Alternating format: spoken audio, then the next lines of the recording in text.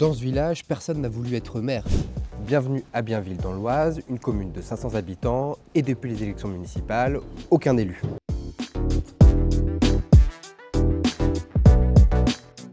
Bon, dans cette commune, c'est plutôt simple. Plus de maire élu, pas de conseil municipal élu.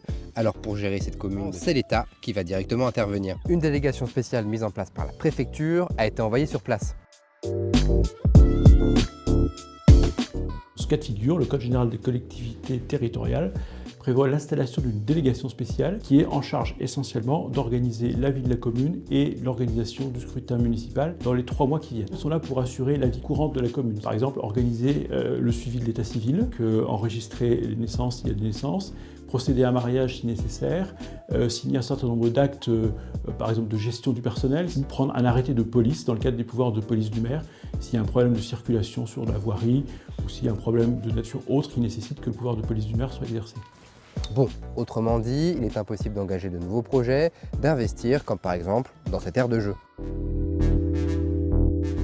Maintenant, il faut se poser la question de savoir si cette délégation peut rester en place durablement. Il n'y avait pas de candidat effectivement dans le délai qui sera prévu pour l'organisation des élections, mais effectivement la délégation spéciale sera à nouveau prolongée de 3 mois jusqu'à ce que nous parvenions à réunir une liste de candidats pour les élections municipales. Et Bienville est loin d'être un cas isolé. Au total, en France, 68 communes sont concernées par cette situation.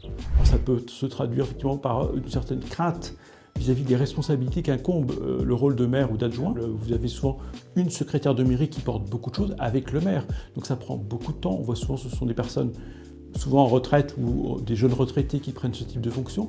Donc c'est un engagement personnel, un investissement qui, à la fois sur le plan évidemment professionnel ou de la vie de famille, peut bien nécessiter des arbitrages qui ne sont pas toujours évidents à assumer. Vous l'aurez compris, pour Bienville, l'objectif est clair, retrouver un maire et un conseil municipal élu, mais reste à savoir qui voudra se présenter.